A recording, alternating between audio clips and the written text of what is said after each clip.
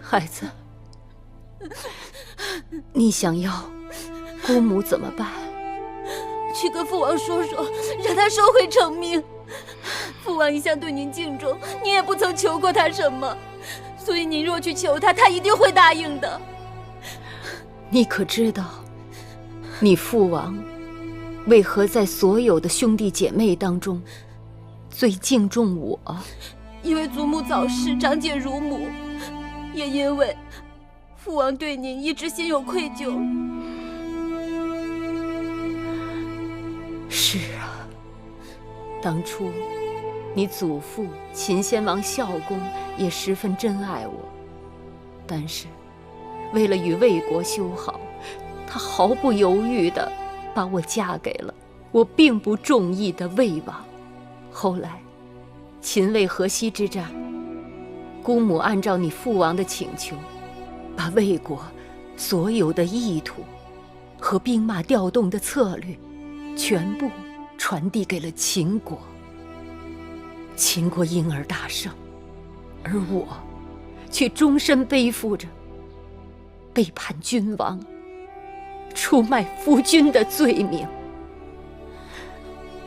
按律，我本应被枭首，是你父王用魏国战败赔偿的5座城池换回了我的性命。梦莹啊，你要记住，君王就是君王，尽管他们有时候也会柔肠百转，但是放在江山社稷面前，他们连一刹那的迟疑都不曾有过。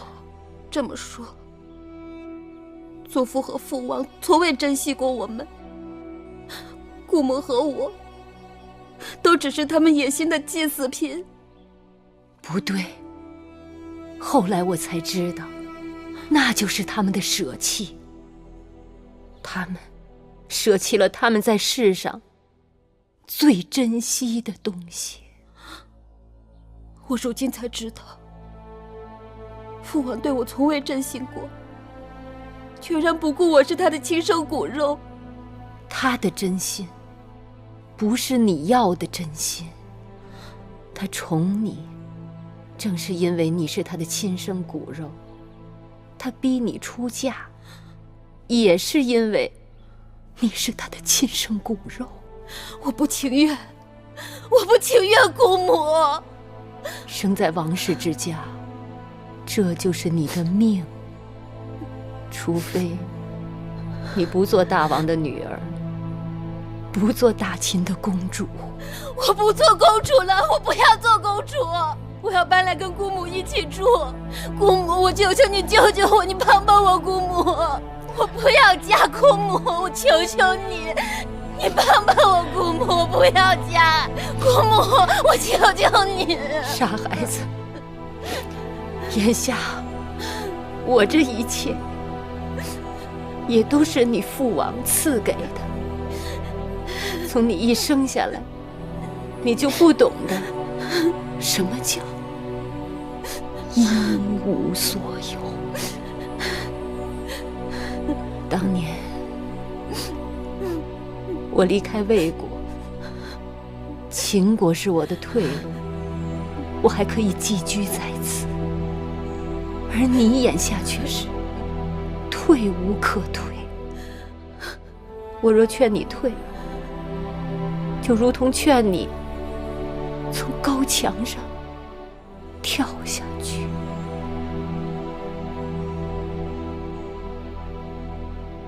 孩子，你好好想想吧。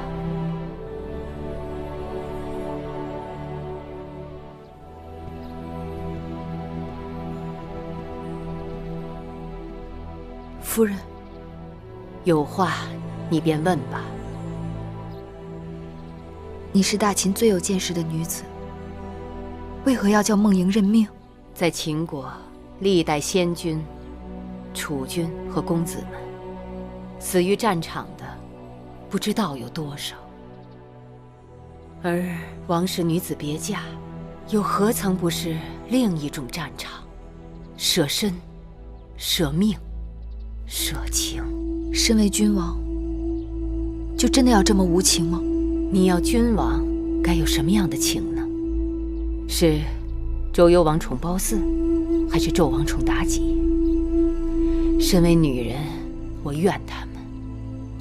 可是跳出这一重身份来再看，失去江山的人，连性命都保不住，还有什么怨恨可言？夫人既然这么说，可言语中却还有诸多的不情愿。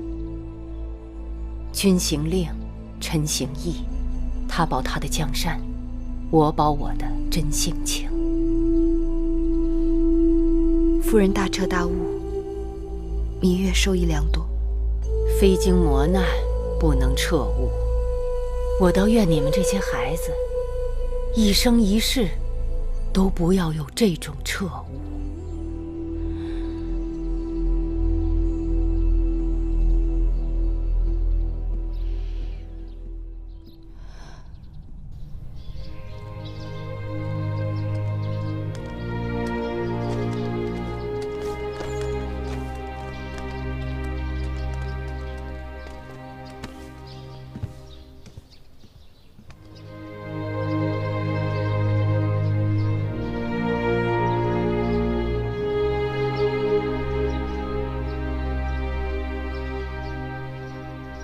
你们要照顾好尹夫人。是。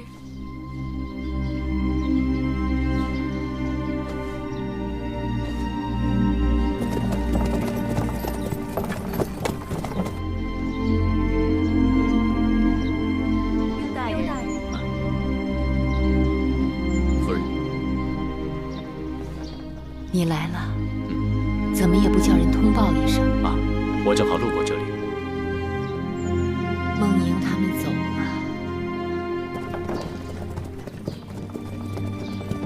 不过是后宫中有一个伤心人罢了。从一开始就不抱有期望，比抱着期望却落得一场空要好得多。可惜，他还是春梦无痕的年纪。梦莹，我倒是不担心，只要他想明白了，就会跟他的父王一心一意。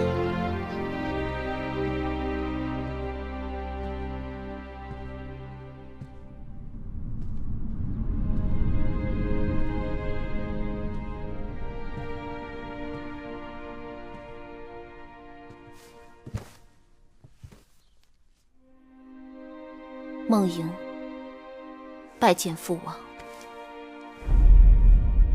你可想通了？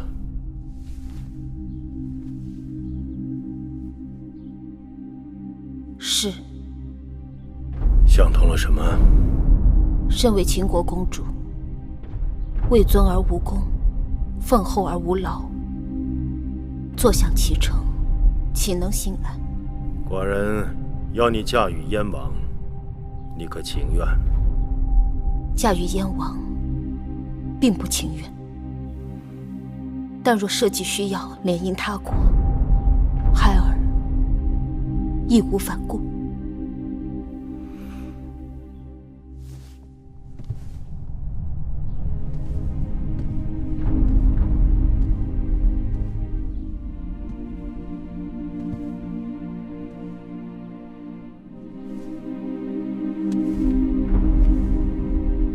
到底还是寡人的女儿，与寡人心意相通。记得寡人第一次上战场的时候，才13岁，双腿发抖，怕得不行，但依然义无反顾。织女莫过父，等你真正面临沙场的时候，你不会懦弱。难的就是决断的那一刻。你到燕国是要把寡人的眼睛、耳朵、手臂带到燕国去。寡人不会让你孤单，你与母国唇齿相依。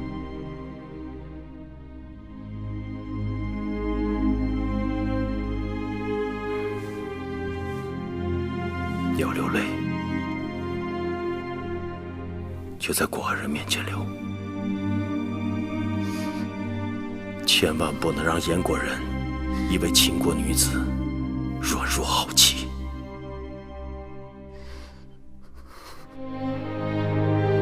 你是父王最为自豪的女儿，到了燕国以后，你要记住，你的背后还有父王，还有秦国。不管出了什么事，尽管派人送信回来。多谢父王。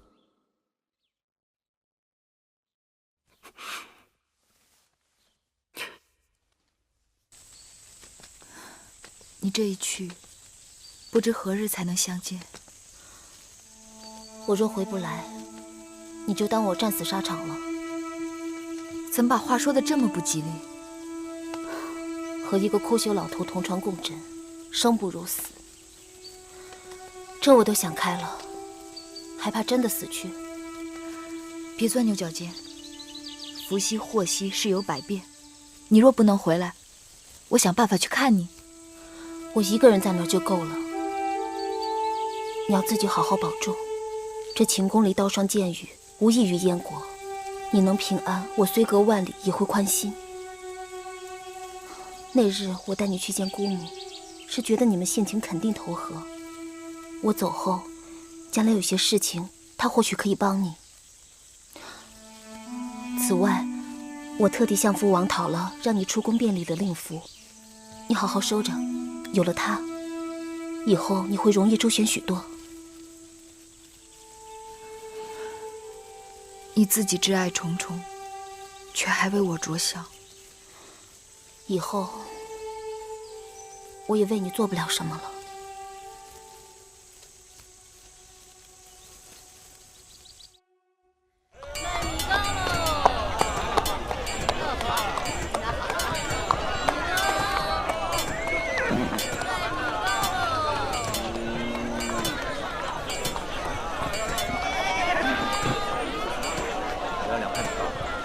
给您啊，您拿好了。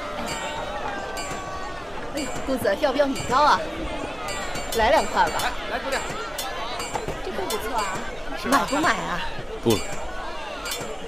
我看你就是个混账！米糕喽！你到底买什么？你不买，别在这等了，你都耽误做生意了。我怎么不买？我要买，是你不卖给我。你，哦，我卖给你，说到底买多少只？100只。100只？嗯。我没带那么多呀。这么办吧，你跟我到家里去，你自己抓。我跟你去，你抓。我抓？啊。你连买鸡翁、鸡婆、鸡雏都搞不清楚，我怎么给你抓呀？你这个人好不讲理！我都说了，我给你50钱，那鸡翁要的最少，鸡婆多要，鸡雏要的最多。我看你就是个疯婆娘！不是，让大家评评这个理啊！我这鸡怎么卖啊？啊！这位大伯，你的鸡到底是何价？啊，鸡翁5钱2只，鸡婆3钱2只，这鸡雏便宜1钱6只。这位大嫂，你到底带了多少钱？想要买多少只鸡呀？我出门的时候，我婆婆给了我50钱，说买100只鸡。我婆婆还说，那鸡翁啊，光吃不劳作，要少买些；那鸡婆能下蛋，要多买一些；那鸡雏长大了能卖钱，越多越好。那我也不知道我看呐，你呀是买不成了，你婆媳俩不识零数，只识整数啊！哎，你随便给他抓100只鸡，总是不会错的。我要是给他鸡雏抓多了，他说我占他便宜；我要是抓少了，我又吃亏。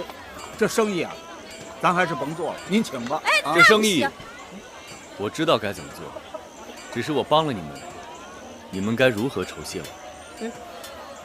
那你让我如何酬谢你呢？大伯只需要给我买2块米糕就好。2块米糕，说话算数。那你快说呀！这位大嫂有50钱，你可以买鸡翁4只，鸡婆18只，鸡雏78只。哎，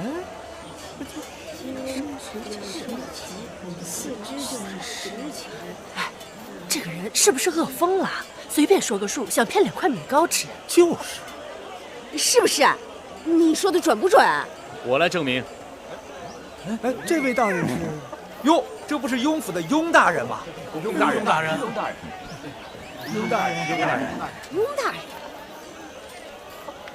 我可以证明这位公子算的没错。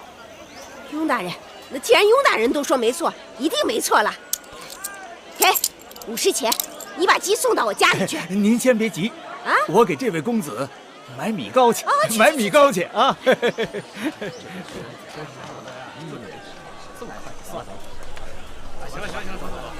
请问公子尊姓大名？在下黄倩。在下雍瑞，有意请公子去府中小坐，不知可否？那恭敬不如从命，请。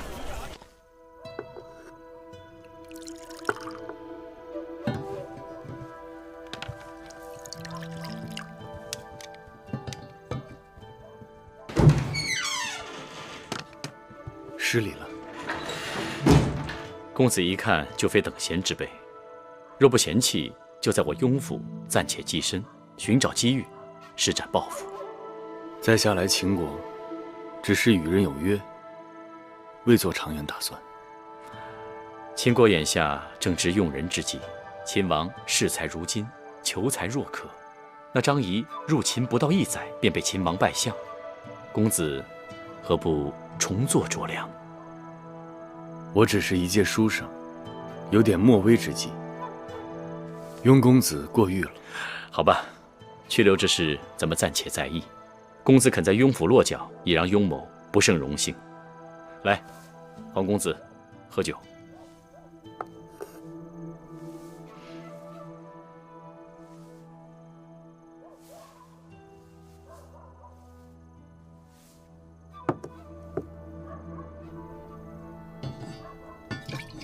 有一事，我想向先生讨教。公子但说无妨。几年前，秦王迎娶楚国公主，听说迎亲的车马在武关附近被一群人劫持，后来又如何了？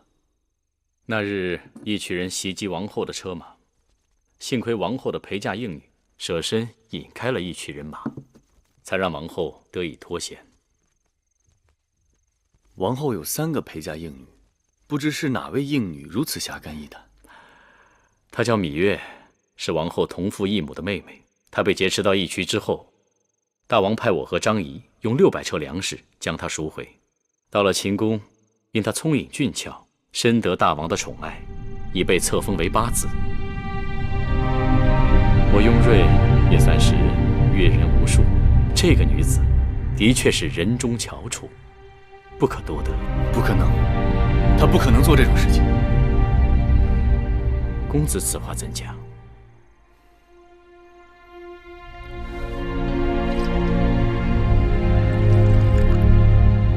来，喝酒。来。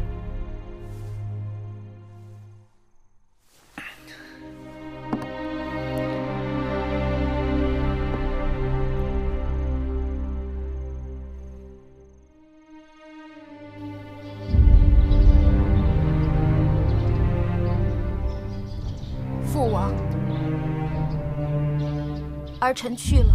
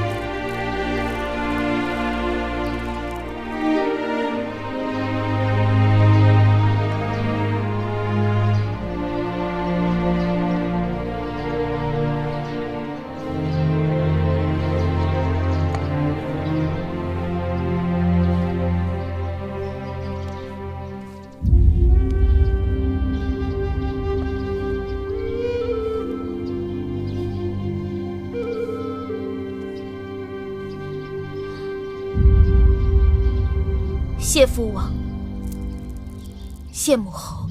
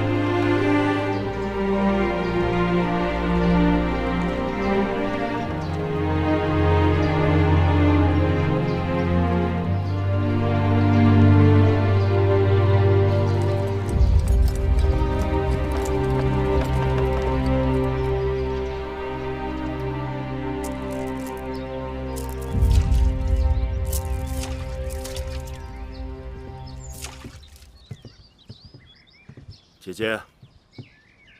哦，邢夫人，大王来了，姐姐有失远迎。寡人去祖庙，顺便在这里歇歇脚。祖庙在东面，大王却来了北郊，南辕北辙呀。寡人，大王不必讲了，你呀，从来都是有事情纠葛不下的时候，才会想起我。世间也只有姐姐才知道寡人心中也有懦弱。在别人眼中，寡人从来都是个只知利害的无情之人。列国联姻各有所图，年龄相貌不相称的比比皆是。只要梦莹能想通就好。但看梦莹郁郁寡欢，寡人心里也痛。梦莹性子要强，作为公子妃倒也罢了，但是要作为一国的王后，那要忍许多不得不忍的事情。我是吃过那个苦的，回头想想，我如今过的日子，真比那时候高兴多了。如何高兴？你看看这赏鱼、赏花、打猎、抚琴、酿酒。大王，去年秋天的时候，山果繁盛，我还亲自酿了一些果子酒呢，送了雍瑞几坛子，他赞不绝口。大王若是喜欢，也带走一些，尝尝我的手艺吧。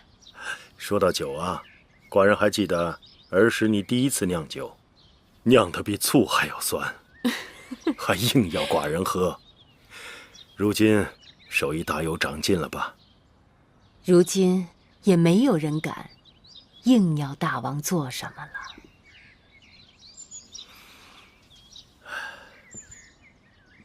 逝者如斯，如今寡人坐拥江山，却更怀念当初的岁月。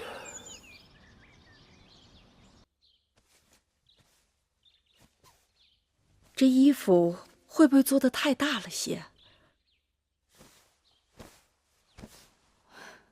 萧冉和蓉儿都是长个子的时候，他俩的衣裳还是做大些为好。萧冉小小年纪就从军了，这也太苦了他。听说司马将军眼下将他安排在自己的大帐里，带在身边，时时调教。还不到1岁就没了娘亲的孩子，幸亏有你这个姐姐。萧然从小有志气，想来不会辜负我们的。蓉儿也长大成人了，但因为微后阻碍，楚王一直没有给她分封。想到她孤身一人在那儿，无依无靠的，真让人揪心。八子，大坚来了。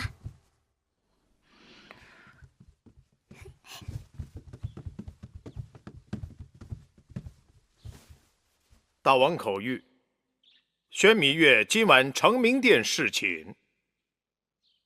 是。还不快帮着八子梳洗打扮，接他的撵轿马上就到了。是。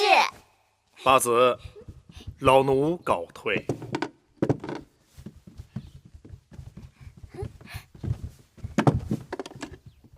不需要麻烦，平常装束便好。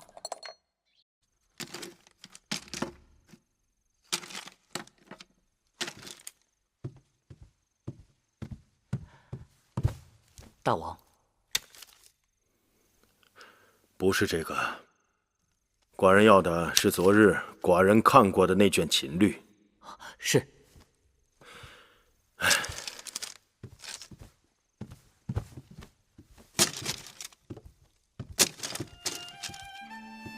拜见大王。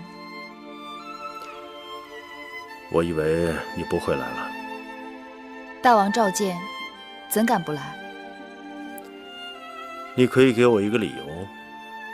病痛、不适，女孩子家这些借口随手拈来。大王洞若观火，被拆穿的把戏，岂不没趣？虽然不情愿，可是你还是来了。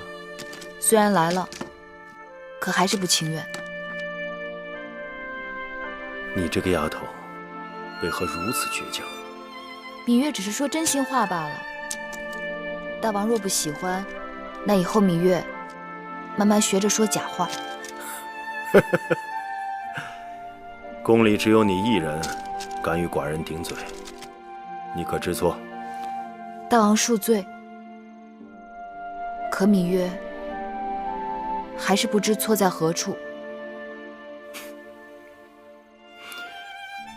我信，下去吧。是。坐。谢大王。坐到寡人这儿来。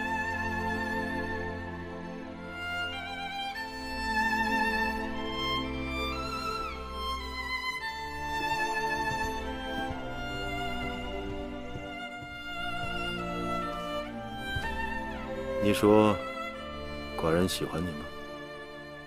或许有那么几分吧。坏了良心的小丫头。可无论寡人有多喜欢你，还是要常常到宫中其他嫔妃那里去。你说为什么？因为您是大王啊。此刻，我与你在这成明殿里，我是你的夫君。明日我出了这成明殿，便是一国之君。这大义和小义，轻重之别，你该有数。芈月只是一普通女子。芈月有普通女子没有的胸怀。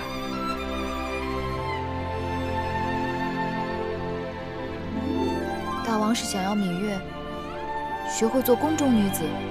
寡人不要你做宫中女子中的一个，而是要你在寡人眼中独一无二。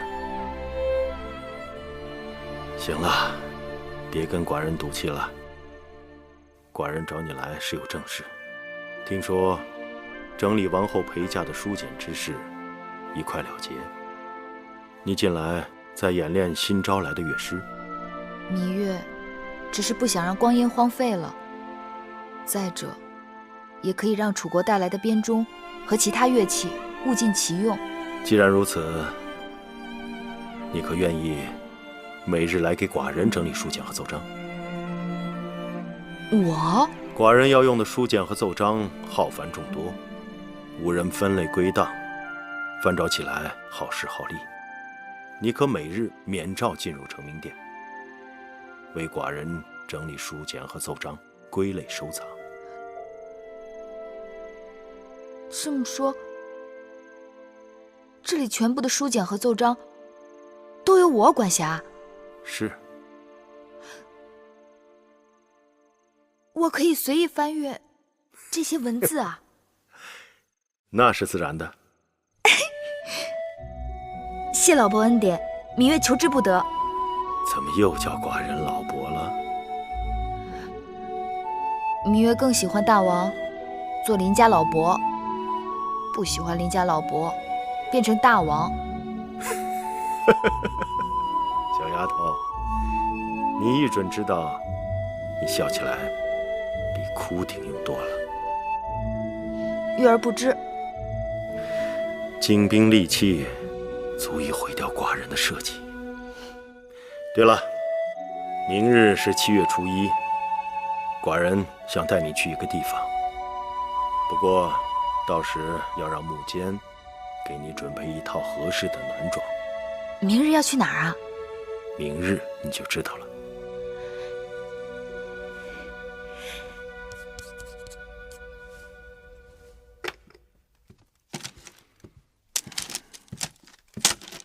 雍大人啊，黄公子，粮草账目已经核对完毕，应该没有什么出入。这么快？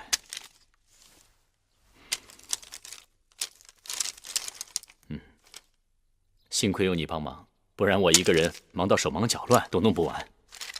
举手之劳而已。一会儿我要去宫中见治粟内侍交接账目，午后才回来。进宫？雍大人，能否带上子倩同往？哦，在下听说咸阳宫恢宏无比，想借此机会一开眼界。也好，万一有什么问题，我也好找你核对。不过，你千万要记住，一会儿到了宫中，一定要跟紧我，切勿到处乱走。好。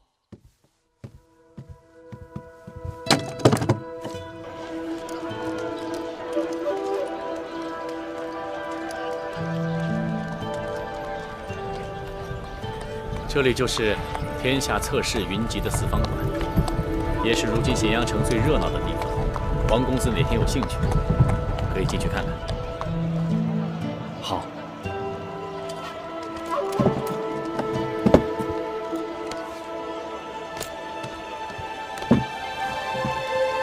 这是什么地方？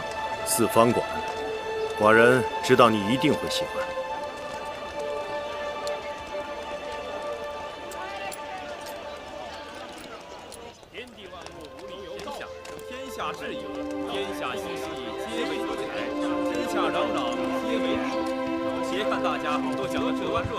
但谁又能够牺牲自我？你我是扬州看来，让人谋利，无利则化兵平战，有利则洒血断头。儒家也说过，有恒禅者有恒心；法家也说过，人性遂利。所以，无论是儒家还是法家，都应当从我派之言。胡说！人性本无，世间如染缸，入仓则仓，入黄则黄。治国之道，犹不可听乱言。人之于禽兽者，乃人能互助互援。可听出什么来？减少不平，争取公平而已。各家说各家的理，却都未必能够压倒别人。百家争鸣已数百年，谁能说服谁，谁又能够压倒谁呢？其间相生和相克，为什么还要争呢？五行即为五德，万物与五行对应，各具其德。天道运行，人事变迁，王朝更替，更是五德转移之结果。你们都说得好听，却空言无补。如今诸子百家当中，真正能有所作为的是我们兵家兵者，国之大事。你刚才问我什么？得知众寡强弱。我说，既然如此，为什么还要争呢？克敌制胜。争是为了发出声音来，各种声音意味着推陈出新和长进。原来这世间只有周礼一种声音，四方陈迹。我大秦在俗人眼中，也不过是为木马的边鄙野人。周天子的威望倒塌，才有了列国和我大秦的崛起，有了各方人才的投奔，有了这四方馆中百家争鸣，激荡文字，人才辈出。可臣妾昨日在大王的成名殿里翻阅商君书，商君斥其他学说为贼，大秦用的可是商君之法。在我看，任何一种学说都在尽力排斥他人，但总有聪明的学人在不断吸取他家之长，丰富自己。而君王则一家为主，数家为辅，内佐王政，外扩疆域。这真是一个好主意。每逢初一15，这里都会有大争辩。既然你这么喜欢，寡人准你初一15凭令符过来。不过必须要男装打扮，还可以让臣妾下注。多知道民间疾苦，掌握耕战之实际本领。公子，王公子，哎，你就在此等我片刻，我去就回。雍大人尽管去吧。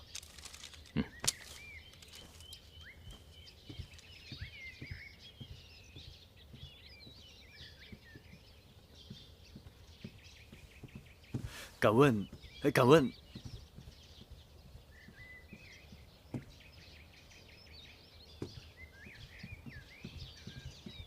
问，在下初进秦宫，想向你打听一人。何人？是位楚国来的女子。这宫中楚国来的女子多得很。这个女子名叫芈月。你是何人？怎敢大逆不道，直呼芈八子的名讳？她与你有何干系？在下也是楚国人。这宫里宫外楚国人多得很，都借着楚国二字来攀附八子。你四处打听他，到底想做什么？母亲，雍大人，不知你在问什么呢？这位公子是随我进宫办事的。小的不知，这位公子是跟雍大人一起的，多有冒犯。我们这就告退。雍大人慢走。走。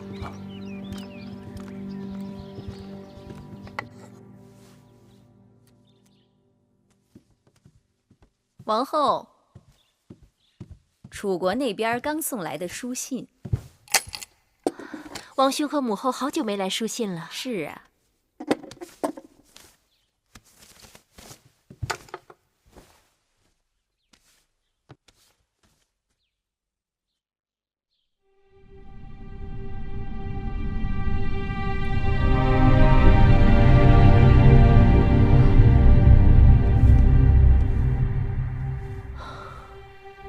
王后出了何事？母后现世了。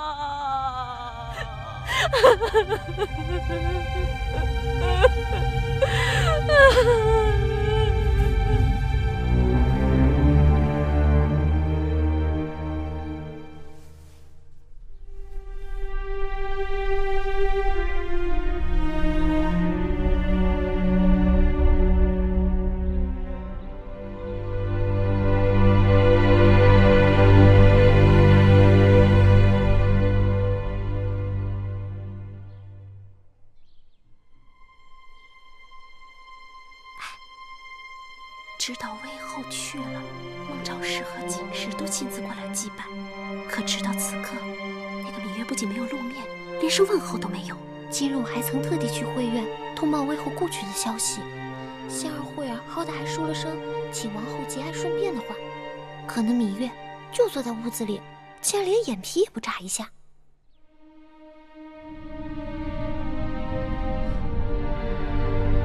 姑姑，你说在我出嫁前，母后日日守着这些陪嫁裙的，看了不下数十遍。魏后字字斟酌，唯恐一点疏忽，让王后在秦宫用度不足，衣食不便。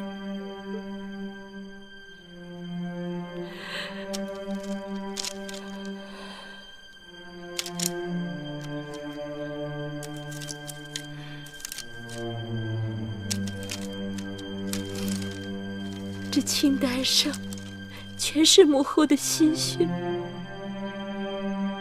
可我却从未认真看过。王后出嫁，魏后可谓喜极忧戚，柔肠百千。母亲，孩儿不孝，皆悔莫及。王后不必自责，魏后指望的就是王后在秦宫根深叶茂，成就子孙帝王万世之业。戴瑁受魏后恩典与责，定会替魏后照料好王后，活一日便会竭尽全力保王后在秦宫平安。姑姑，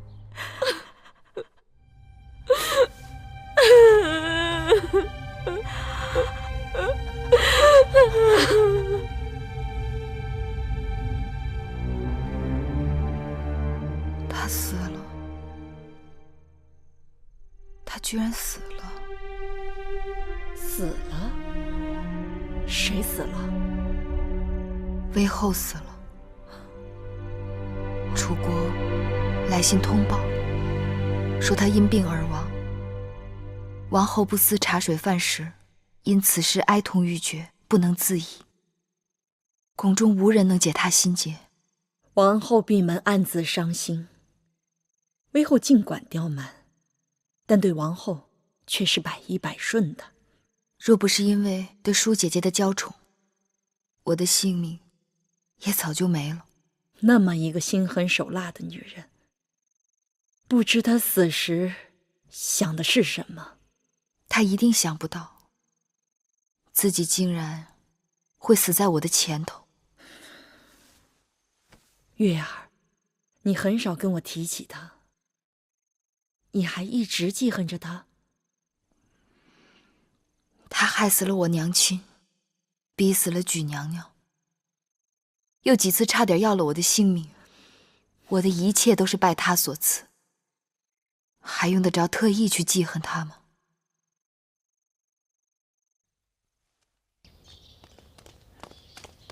先生，公孙先生，你怎么来了？我今日来也是迫不得已。出什么事了吗？先生是否曾有块符节交给义渠人使用？确有此事。那是在秦王迎娶新王后之前，我借给他们的。当时说好了，用完之后即刻奉还。但是因为事情没有办成，他们却也赖着不还给我。这事情都过去2、3年了，我现在正在想办法与他们交涉。先生不必痴心妄想了。前些日子，我们在义渠国的密探秘密通报，早在半年多前，秦国的雍瑞大夫以重金从义渠王手中买走了那块符节。什么？这怎么可能？如果真是如此的话，秦王为何待我从无异样之处啊？那不过是猫戏老鼠的手段而已。眼下先生随时都可能大祸临头。事不宜迟，魏王已经为先生做好了安排。8月初1，我在城外接应先生离开咸阳。这是给你准备的出城符节，这是伪造你身份证明的注册。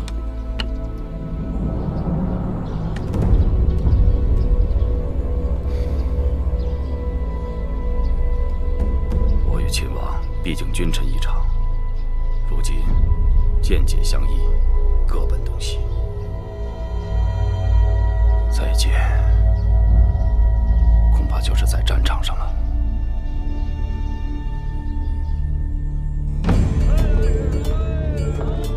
走吧，下一个。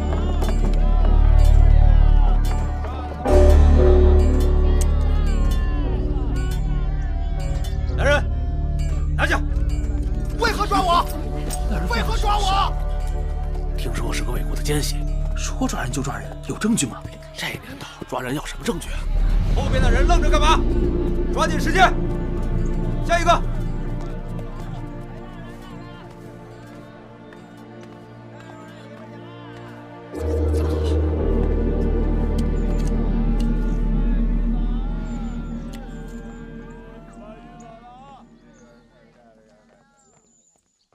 放行。下一个。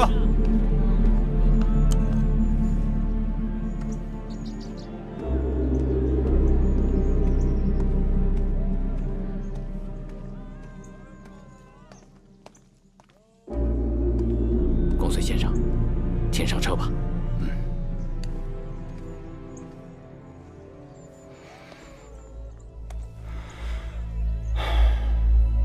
我若再回来，必是率领兵马入咸阳。我要让你等知道，谁才是真正的无双国师。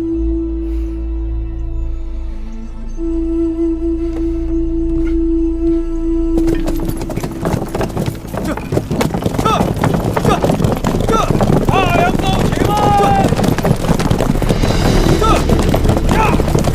快快！停下！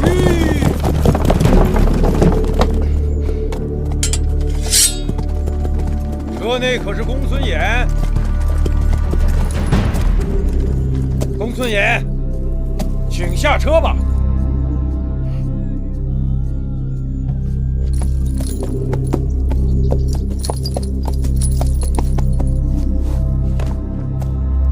先生认错人了吧？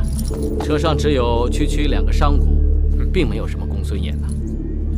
昨日朝堂共事一军，今日相见，公孙衍为何缩头缩尾，不敢相认啊？下来吧。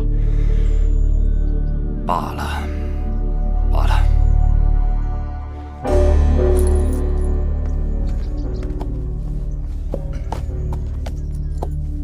既然如此，楚离子不必对我言语羞辱。我公孙衍不过是想出趟远门，不劳楚离子相送啊。身为大良造，出行光明正大，何苦要乔装打扮？公孙先是位高权重，乃大王的左膀右臂，怎能不辞而别呢？昨日座上客，今日阶下囚。大王待臣下3心2意，令天下人寒心。大王对你仁至义尽，倒是你公孙衍朝秦暮魏，手鼠两端。带走。是。慢着，慢着。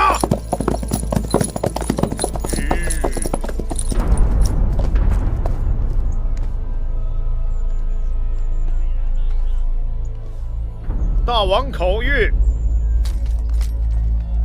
公孙先生曾为秦国社稷立下汗马功劳，听闻即将远行，特赐千金以壮行色。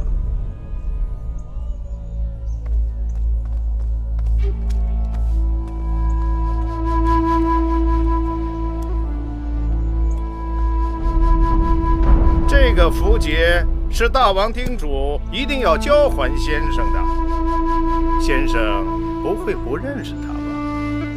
这是你3年前给义渠王使用的，大王重金赎回。这次先生要去魏国，这一路关爱重重，有了它，可为先生免去许多周折。接着吧。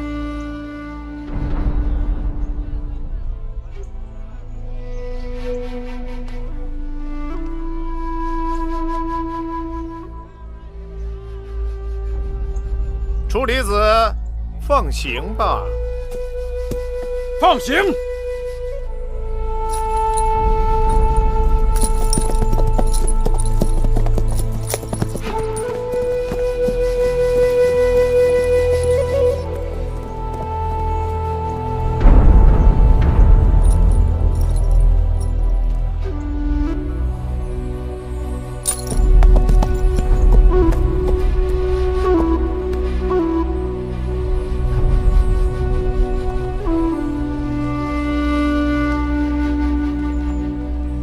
公孙先生，慢走。这。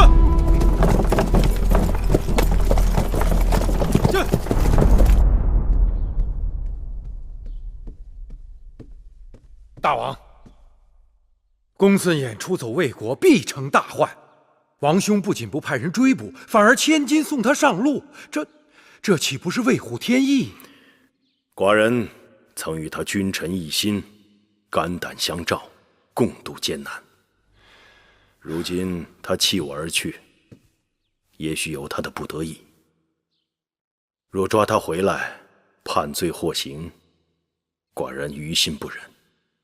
另外，会让天下尤氏谋臣猜忌我秦国和寡人不识人才，缺少胸怀。寡人权衡利弊，才派幕监前去传旨。既然公孙衍已不能为大秦所用，何不借他的离去，收服天下人心？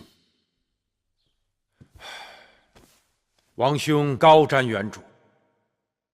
不过放走了公孙衍，那魏国埋在我们中间的那些暗桩怎么办？全部起出来，不管牵涉到谁，抓！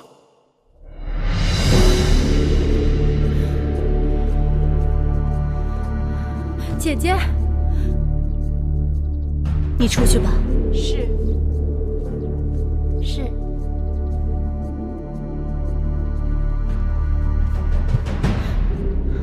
姐姐，公孙衍出逃魏国，这事儿你知道了吗？我也为此事而着急呢。听说城中只要与魏国有来往的人，均被查捕，风声是越来越紧了。大王赐给你的那个铜符节，你还带在身上吗？啊，在这儿呢。收好了，这可是能保命的。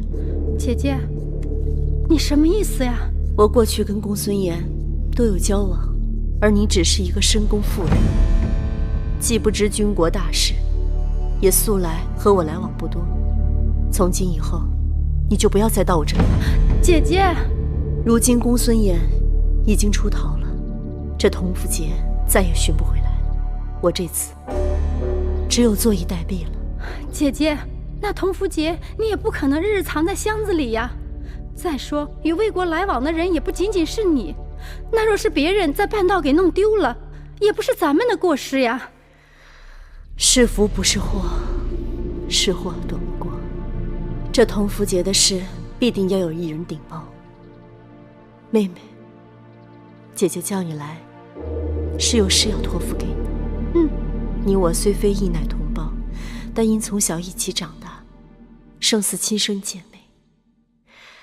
在宫里，除了你，姐姐唯一的亲人就是华儿。姐姐若是被大王治罪，华儿必受连累。姐姐是想，华儿在宫中无依无靠，我只能把她托付给你了。你独子尚有，华儿又一向与你亲近。姐姐，你别再说了，容我们再想想法子，结果不一定有那么糟糕呢。把事情都想清楚了，就没那么糟糕。来，妹妹，让姐姐看看你。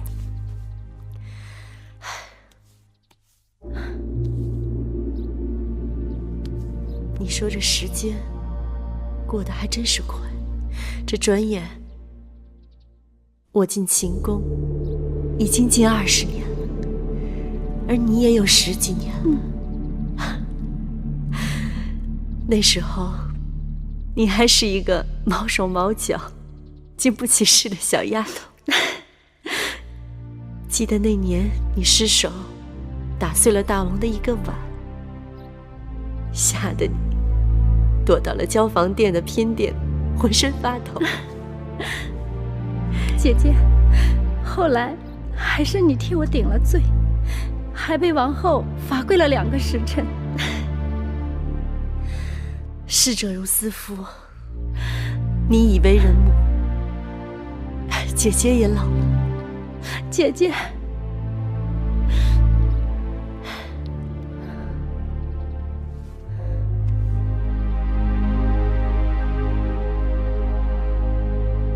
姐姐，记得进宫那日，你头上戴了一个碧玉簪，众人都夸俊俏，连大王都忍不住多瞅了几眼。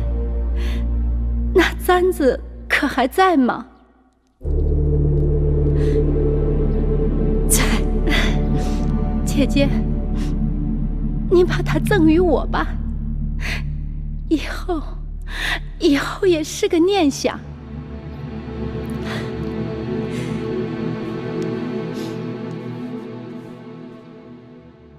你等着，姐姐去给你拿。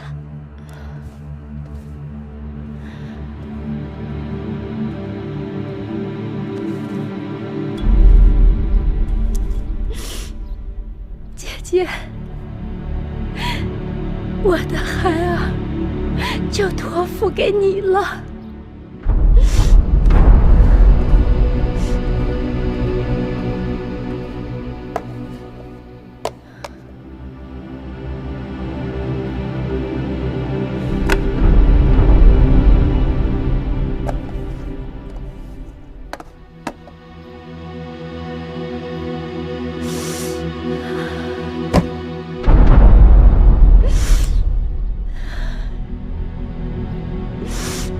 姐姐，你多保重。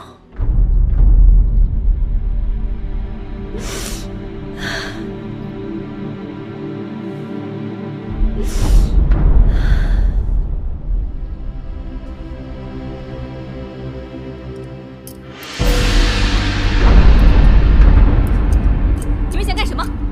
贵嫔夫人就敢闯进来！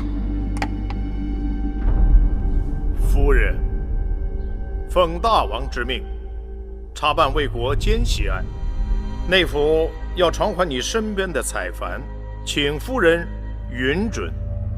我身边的士人都忠心耿耿，没有奸细。如若你们要带人，还是带我去见大王吧。夫人在时不可离开，还要协助老奴查找一些东西。找什么东西啊？铜符节。那东西我一时想不起来放在哪里了。既然夫人想不起放在哪里，那我们可以帮你找。是。你们想干什么？若是真找不到，恐怕夫人就更不好交代了。哦，忘了告诉夫人，魏长史已经前往内府问审了。我妹妹什么都没做，你们太放肆了。大王吩咐，公子华身边的所有太傅和侍从均已换人。采凡，你还站着干什么？走吧。夫人保重，奴婢先去了。不光是采凡，所有从魏国来的侍女侍从都要到内府过一遍，带走。是。夫人保重。大姐，没有。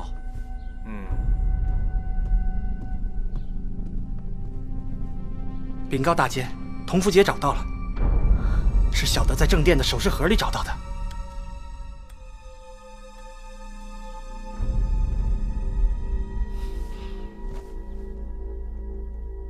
那魏夫人平日多霸道啊！如今眼看着她手底下的人一个个的给拉去过审，总算是出口恶气。可不是，大王可算要跟他们算总账了。下毒害王后是一档子，勾结一群人打劫是一档子，借着国美人上吊陷害咱们再是一档子。那魏氏姐妹死多少回都不算多。这要是在咱们楚国，割鼻子挖眼睛，再砍掉他们的双脚，只怕眼下还伤不到魏夫人毫毛。查同福节都以为魏夫人定跑不了了，结果呢，魏长史的同福节没有了，魏夫人的还好好的在首饰盒里装着。谁都能看出来，那个魏长史就是个替罪羊啊！魏夫人才是真正的幕后主使呢。你们两个去膳房看看，给王后煮的百合莲子粥该好了，让他们拿兵给镇上。是。奴婢看着，王后有心事。魏夫人他们倒了，照理说我该高兴，但心里却是害怕。王后怕什么？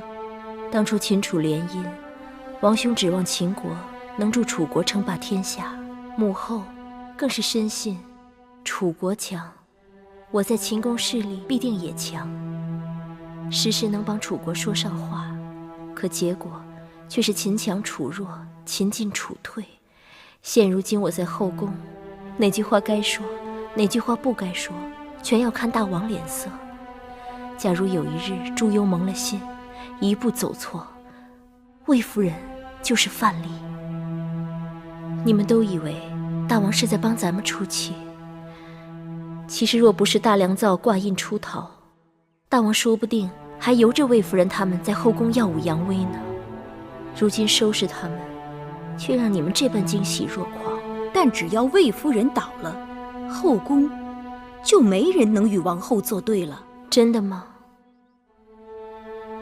不对，奴婢忘了那个狐妹子芈月了。王后是不是说那芈月？我不是这个意思。就算芈月想作怪，也绝非王后的对手。王后是正宫，有嫡子，魏夫人倒了，公子华已经没有机会了。接下来王后就要把心思放在立嗣上。一旦大王立公子为太子，那王后的位置不就高枕无忧了？话是这么说，但是大王疑心最重，此事容易弄巧成拙。要不然咱们让芈月替王后出头，眼下那狐妹子可以随意出入成明殿呢。自打母后去世，我与芈月也冷了许多。一想起母后与她的纠葛，心里难免郁闷。魏后过世，与她脱不了干系。姑姑又来了。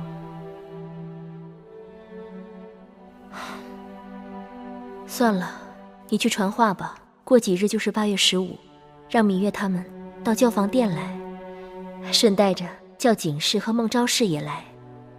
魏夫人倒了，总是幸事，我们姐妹们也该聚聚了。是。